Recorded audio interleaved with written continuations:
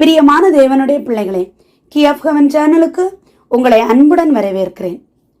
நம்முடைய வேதாகமத்திலிருந்து தினமும் ஒரு அதிகாரம் வாசித்து கேட்கலாம். வாங்க.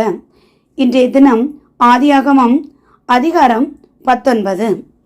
அந்த 2 தூதரும் சாயங்காலத்திலே சோதோமுக்கு வந்தார்கள். லோத்து சோதோமின் வாசலிலே உட்கார்ந்திருந்தான். அவர்களை கண்டு லோத்து எழுந்து எதிர்கொண்டு தரை மட்டும் குனிந்து, ஆண்டவன்மார்களே, அடியனுடைய வீட்டு முகமாய் நீங்கள் திரும்பி உங்கள் கால்களை கழுவி ராத்தங்கி காலையில் எழுந்து பிரயாணப்பட்டு போகலாம் என்றான். அதற்கு அவர்கள், அப்படியல்ல, வீதியிலே ராத்தங்குவோம் என்றார்கள். அவன் அவர்களை மிகவும் வருந்தி கேட்டுக்கொண்டான். அப்பொழுது அவனிடத்திற்கு திரும்பி அவன் வீட்டிலே பிரவேசித்தார்கள். அவன் புளிப்பில்லா அப்பங்களை சுட்டு அவர்களுக்கு விருந்து பண்ணினான். அவர்கள் புசித்தார்கள். அவர்கள் படுக்கும் முன்னே சோதோம் பட்டணத்து மனிதராகிய வாலிபர் முதல் கிழவர் மட்டுமுள்ள ஜனங்கள் அனைவரும் நானா திசையிலும் இருந்து வந்து வீட்டை சூழ்ந்து கொண்டு லோத்தை கூப்பிட்டு, இந்த ராத்திரி உன்னிடத்தில் வந்த மனுஷர் எங்கே? நாங்கள் அவர்களை அறியும்படிக்கு அவர்களை எங்களிடத்தில் வெளியே கொண்டு வா என்றார்கள். அப்பொழுது லோத்து வாசலுக்கு வெளியே வந்து தனக்கு பின்னாலே கதவை பூட்டி அவர்களிடத்தில் போய், சகோதரரே, இந்த அக்கிரமம் செய்ய வேண்டாம். இதோ, புருஷனை அறியாத 2 குமாரத்திகள் எனக்கு உண்டு. அவர்களை உங்களிடத்திற்கு வெளியே கொண்டு வருகிறேன். அவர்களுக்கு உங்கள் இஷ்டப்படி செய்யுங்கள். இந்த புருஷர் என் கூரையின் நிழலிலே வந்தபடியால் இவர்களுக்கு மாத்திரம் ஒன்றும் செய்ய வேண்டாம் என்றான். அதற்கு அவர்கள், அப்பாலே போ, பரதேசியாய் வந்த இவனா நியாயம் பேசுகிறது? இப்பொழுது அவர்களுக்கு செய்வதை பார்க்கிலும் உனக்கு அதிக பொல்லாப்பு செய்வோம் என்று சொல்லி லோத்து என்பவனை மிகவும் நெருக்கி கதவை உடைக்க கிட்டினார்கள். அப்பொழுது அந்த புருஷர்கள் தங்கள் கைகளை வெளியே நீட்டி லோத்தை தங்கள் அண்டைக்கு வீட்டுக்குள் இழுத்து கொண்டு கதவை பூட்டி தெரு வாசலிலிருந்த சிறியோரும் பெரியோருமாகிய மனிதருக்கு குருட்டாட்டம் பிடிக்க பண்ணினார்கள். அப்பொழுது அவர்கள் வாசலை தேடி தேடி அலுத்து போனார்கள். பின்பு அந்த புருஷர் லோத்தை நோக்கி, இவ்விடத்தில் இன்னும் உனக்கு யார் இருக்கிறார்கள்? மருமகனாவது, உன் குமாரராவது, உன் குமாரத்திகளாவது பட்டணத்தில் உனக்குரிய எவர்களாவது இருந்தால் அவர்களை இந்த ஸ்தலத்திலிருந்து வெளியே அழைத்து கொண்டு போ. நாங்கள் இந்த ஸ்தலத்தை அழிக்கப் போகிறோம். இவர்கள் கூக்குரல் கர்த்தருடைய சமூகத்தில் பெரிதாய் இருக்கிறது. இதை அழிக்க கர்த்தர் எங்களை அனுப்பினார் என்றார்கள். அப்பொழுது லோத்து புறப்பட்டு தன் குமாரத்திகளை விவாகம் பண்ண போகிற தன் மருமக்கள் மாரோடே பேசி, நீங்கள் எழுந்து இந்த ஸ்தலத்தை விட்டு புறப்படுங்கள். கர்த்தர் இந்த பட்டணத்தை அழிக்கப் போகிறார் என்றான். அவனுடைய மருமக்கள்மாரின் பார்வைக்கு அவன் பரியாசம் பண்ணுகிறதாக கண்டது.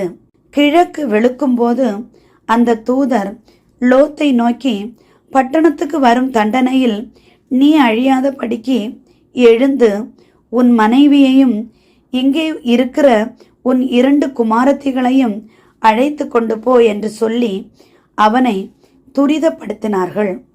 அவன் தாமதித்து கொண்டிருக்கும் போது கர்த்தர் அவன் மேல் வைத்த இரக்கத்தினாலே அந்த புருஷர் அவன் கையையும் அவன் மனைவியின் கையையும் அந்த 2 குமாரத்திகளின் கையையும் பிடித்து அவனை பட்டணத்துக்கு வெளியே கொண்டு போய் விட்டார்கள்.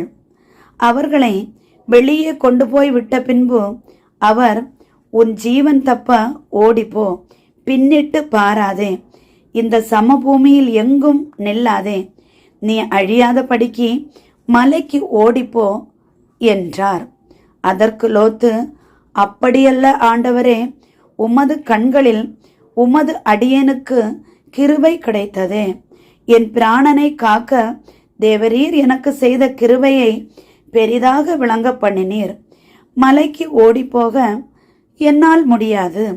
தீங்கு என்னை தொடரும். நான் மரித்து போவேன். அதோ அந்த ஊர் இருக்கிறதே, நான் அதற்கு ஓடி போகத்தக்கதாய் அது கிட்ட இருக்கிறது, சின்னதுமாய் இருக்கிறது. என் பிராணன் பிழைக்க நான் அங்கே ஓடி போகட்டும், அது சின்ன ஊர்தானே என்றான். அதற்கு அவர், நீ கேட்டுக்கொண்ட ஊரை நான் கவிழ்த்து போடாதபடிக்கு இந்த விஷயத்திலும் உனக்கு அனுக்கிரகம் பண்ணினேன். தீவிரமாய் அங்கே ஓடி தப்பித்துக்கொள். நீ அங்கே போய் சேரு மட்டும் நான் ஒன்றும் செய்யக்கூடாது என்றார். ஆகையால் அந்த ஊர் சோவார் எண்ணப்பட்டது. லோத்து சோவாருக்குள் வரும்போது பூமியின் மேல் சூரியன் உதித்தது. அப்பொழுது கர்த்தர் சோதோமின் மேலும் கொமோராவின் மேலும் கர்த்தராலே வானத்திலிருந்து கந்தகத்தையும் அக்கினியையும் வருஷிக்க பண்ணி அந்த பட்டணத்தையும் அந்த சமபூமி அனைத்தையும் அந்த பட்டணங்களின் எல்லா குடிகளையும் பூமியின் பயிரையும் அழித்து போட்டார். அவன் மனைவியோ பின்னிட்டு பார்த்து உப்புத்தூண் ஆனாள். விடிய காலத்தில் ஆபிரகாம் எழுந்து தான் கர்த்தருக்கு முன்பாக நின்ற இடத்திற்கு போய் சோதோம் கொமோரா பட்டணங்களின் திசையையும் சமபூமியாகிய தேசம் முழுவதையும் நோக்கி பார்த்தான். அந்த பூமியின் புகை சூளையின் புகையைப் போல எழும்பிற்று. தேவன் அந்த சமபூமியின் பட்டணங்களை அழிக்கும்போது தேவன் ஆபிரகாமை நினைத்து லோத்து குடியிருந்த பட்டணங்களை தாம் கவிழ்த்து போடுகையில் லோத்தை அந்த அழிவின் நடுவிலிருந்து தப்பி போகும்படி அனுப்பிவிட்டார். பின்பு லோத்து சோவாரிலே குடியிருக்க பயந்து சோவாரை விட்டு போய் அவனும் அவனோட கூட அவனுடைய 2 குமாரத்திகளும் மலையிலே வாசம் பண்ணினார்கள். அங்கே அவனும் அவனுடைய 2 குமாரத்திகளும் ஒரு கெபியிலே குடியிருந்தார்கள்.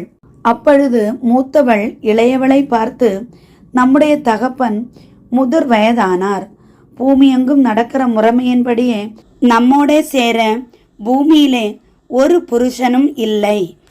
நம்முடைய தகப்பனால் சந்ததி உண்டாகும்படிக்கு அவருக்கு மதுவை குடிக்க கொடுத்து அவரோட சயனிப்போம் வா என்றாள். அப்படியே அன்று இரவிலே தங்கள் தகப்பனுக்கு மதுவை குடிக்க கொடுத்தார்கள். மூத்தவள் போய் தன் தகப்பனோட சயனித்தாள். அவள் சயனித்ததையும் எழுந்திருந்ததையும் அவன் உணராதிருந்தான். மறுநாளிலே மூத்தவள் இளையவளை பார்த்து, நேற்று ராத்திரி நான் தகப்பனோட சயனித்தேன், இன்று ராத்திரியும் மதுவை குடிக்க கொடுப்போம், நம்முடைய தகப்பனால் சந்ததி உண்டாகும்படி நீ போய் அவரோட சயனி என்றாள். அப்படியே அன்று ராத்திரியிலும் தங்கள் தகப்பனுக்கு மதுவை குடிக்க கொடுத்தார்கள். அப்பொழுது இளையவள் எழுந்து போய் அவனோட சயனித்தாள். அவள் சயனித்ததையும் எழுந்திருந்ததையும் அவன் உணராதிருந்தான். இவ்விதமாய் லோத்தின் குமாரத்திகள் இருவரும் தங்கள் தகப்பனாலே கர்ப்பவதி ஆனார்கள். மூத்தவள் ஒரு குமாரனை பெற்று அவனுக்கு மோவாப் என்று பெயரிட்டாள். அவன் இந்நாள் வரைக்கும் இருக்கிற மோவாப்பியருக்கு தகப்பன். இளையவளும் ஒரு குமாரனை பெற்று அவனுக்கு பெண்ணம்மி என்று பெயரிட்டாள். அவன் இந்நாள் வரைக்கும் இருக்கிற அம்மோன் புத்திரருக்கு தகப்பன். பிரியமான தேவனுடைய பிள்ளைகளே, நம்முடைய வேதாகமத்திலிருந்து தினம் ஒரு அதிகாரம் வாசித்தது உங்களுக்கு பிடித்திருந்தால் நம்முடைய சேனலுக்கு சப்ஸ்கிரைப் பண்ணி ஃபாலோ பண்ணுங்க, லைக் பண்ணுங்க, உங்கள் கருத்துக்களை கமெண்ட்ஸில் பதிவிடுங்க, உங்கள் ஃப்ரெண்ட்ஸ்க்கும் ரிலேட்டிவ்ஸ்க்கும் ஷேர் பண்ணுங்க. ஆண்டவர் நம் அனைவரையும் ஆசீர்வதித்து காப்பாராக. ஆமேன். என்றும் அன்புடன் லைலா ஜேசுபாலன்.